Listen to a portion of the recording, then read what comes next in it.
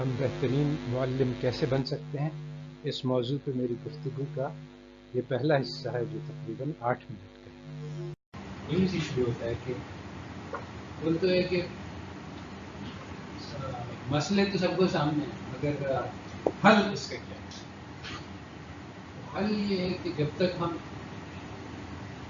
اچھے انسان نہیں پیدا کریں گے تب تک کسی چیز کا کوئی حل نہیں۔ اچھے انسان پیدا کرنے کی کس کے اوپر اولین تو والدین کی ہوتی ہے، دوسرے جو ہے استاد کی ہوتی ہے۔ تو ہمیں ایز یونیورسٹی ٹیچرز ہم لوگ جو سارے جو لیڈرشپ ہے اس کو ٹریننگ ہمارے ہاتھ میں ہے۔ اگر ہم اس کو صحیح ٹرین کریں گے قوم سدھر جائے گی، اور غلط ٹریننگ دے گی بگڑ جائے گی۔ اور ایک یہ بہت بڑا دھوکہ ہوتا ہے کہ انسان جو ہے وہ دور دیکھتا ہے کہ اچھا چائنا کیسے بنے گی، تو اپنا اگلا قدم نہیں دیکھتا۔ دراصل جو مسئلہ ہے وہ یہ ہے کہ اس وقت اس لمحہ میرے ہاتھ میں کیا ہے اس کو میں کر جاؤں، تو پھر اگر اس لمحہ میں نے اسٹیپ صحیح رخ کے اٹھایا تو منزل تک پہنچ جائیں گے۔ اگر اس لمحے میں نہیں دیکھ رہا ہوں کہ ارے ہائے کیا ہو گیا ماتم، تو پھر جو ہے وہ جو کام جو ہے جو آج کل مزاج اور ذہنیت بن رہی ہے، ہائے یہ ہو گیا ہائے وہ ہو گیا، اس سے پھر وہ جو ہم لوگ اس وقت کر سکتے ہیں وہ ہی نہیں نظر آتا۔ تو یہ بہت بڑا دھوکہ ہے۔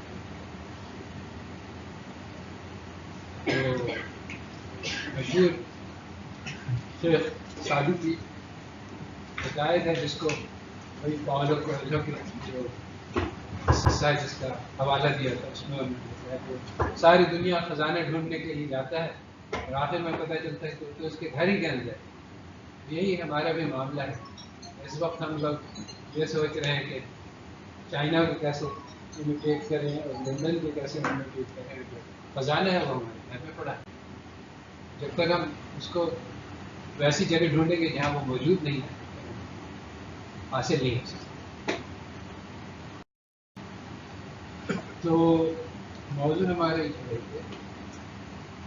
ٹیچر کیسے بنا جائے، اور بات یہ ہے کہ سب سے پہلے معلوم کون ہے؟ اللہ تعالیٰ خود۔ اللہ تعالیٰ کہتے ہیں اپنا تعارف کروا رہے ہیں غار حرا میں بیٹھ کے۔ حضرت محمد صلی اللہ علیہ وسلم جو ہے وہ تلاش میں ہے کہ میرا رب کون ہے، کائنات کیسے بنی، سارے کیونکہ وہی سے پہلے کا معاملہ ہے، کچھ پتہ نہیں ہے، تلاش میں ہے، جستجو میں ہے، غار حرا میں بیٹھے ہیں۔ اللہ تعالیٰ وہی بھیجتے ہیں۔ اللہ تعالیٰ اپنا تعارف کر رہا ہے۔ پہلے تو کچھ احکام ہے، اللہ اپنا قدرت بتا رہے ہیں کہ کیسے بنے تخلیق کے انسان۔ علم الانسان ما لم يعلم، اللہ تعالیٰ کی تعریف بیان کرو کہ اللہ تعالیٰ اپنی صفت بیان کرے کہ میں کون ہوں۔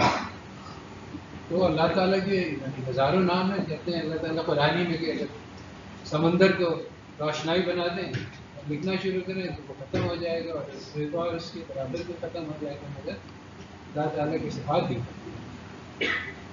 تو اسی طرح سے بھی کر سکتے تو وہ کہہ رہے ہیں کہ میں وہ ذات ہوں کو وہ علم دیا جو اس کے پاس نہیں تھا، میں اپنے آپ کو معلم کے طور پر انٹروڈیوس کر پایا۔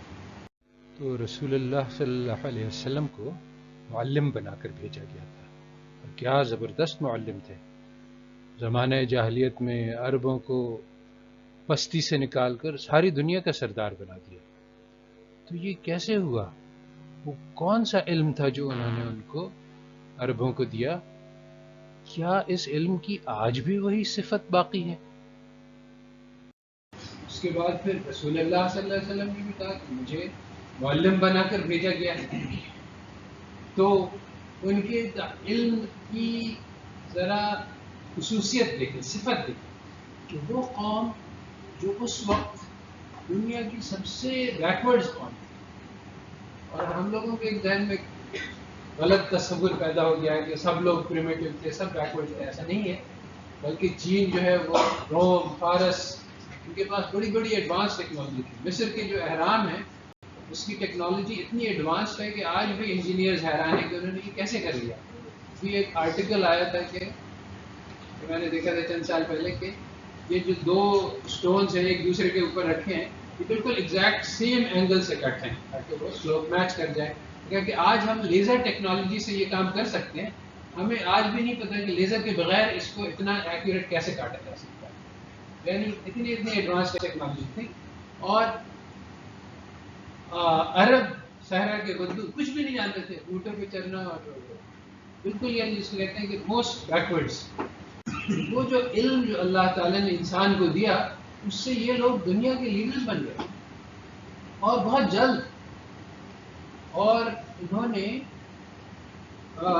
یعنی 1000 سال تک ایسا ایک سویلائزیشن قائم کیا جس نے ساری دنیا کو اپنی فائدہ پہنچایا. اور یہ جو یورپینس کی ڈارک ایجز ختم ہوئی یہ کیسے ختم ہوئی؟ یہ بھی قرآن کا نور تھا. بتلاتے نہیں ہسٹری میں اس کو اسٹولن ہسٹری اور تھیفٹ آف ہسٹری, مگر اس میں یعنی کوئی شک نہیں کوئی کلام نہیں. 100 سال تک یورپ میں عربی زبان میں کتابیں پڑھائی گئی. چالاکی یہ کی اور اس کی بھی وجوہات ہیں لمبی چوڑی جو اس وقت میرا جانے کا مقصد نہیں ہے کہ انہوں نے کہا کہ ہم نے جو ہے وہ افلاطون اور ارسطو سے اپنا علم حاصل کیا. اور جو افلاطون اور ارسطو ان کے پاس تو تھا ہی نہیں, شاید ان کے پاس عرب ترجمہ تھا. جو افلاطون ارسطو ان تک پہنچا ہے وہ سب عربوں کے ذریعے سے پہنچا, مسلمانوں کے ذریعے سے پہنچا.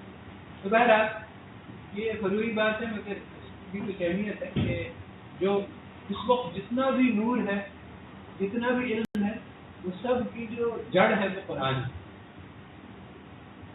ابھی کتاب لکھی ہے جیفرسن قرآن, اس میں انہوں نے بتلایا کہ کیسے یعنی جیفرسن نے یعنی جو کانسٹیٹیوشن لکھا اور اس میں جو باتیں ہیں جو کہ اچھی ہیں وہ اس نے قرآن سے لی اور اس میں سب سے لڑائی لڑی. یعنی جو ان کے پرانی قدیمی روایات کی یورپ کی ان کے خلاف اس نے ایک نیا طریقہ نکالا. اور وہ اس نے کہاں سے سیکھا؟ اس نے قرآن سے سیکھا. یہ ساری باتیں چھپا دی گئی ہیں, اس لیے ہمیں اپنی قدیم روایات کی قدر ہے. اس گفتگو کے ابتدائی حصے کے ختم پر ہم یہ بات پھر سے پوچھ سکتے ہیں کہ وہ جو قرآن کا نور ہے جس نے ساری دنیا کو روشن کیا, آج کیا اس میں وہی طاقت باقی ہے؟ وہ جو علم جو اللہ تعالیٰ نے انسان کو دیا تھا, علم الانسان ما لم یعلم, وہ کیا علم تھا؟ کیا وہ علم ہمارے پاس ہے؟ کیا اس علم میں آج بھی وہی طاقت ہے؟ کیا ہم اس کو سیکھ سکتے ہیں؟ کیا ہم اس کو سکھلانے والے بن سکتے ہیں؟ اگر ہم نے اس کو سکھلایا تو کیا آج میں اس میں بھی وہی اثر پیدا ہوگا جو 1400 سال پہلے تھا کہ اس نے تاریخ کا دھارا بدل دیا تھا؟ یہ سارے سوالات ہیں جو اس ہمارے ذہن میں پیدا ہونے چاہیے.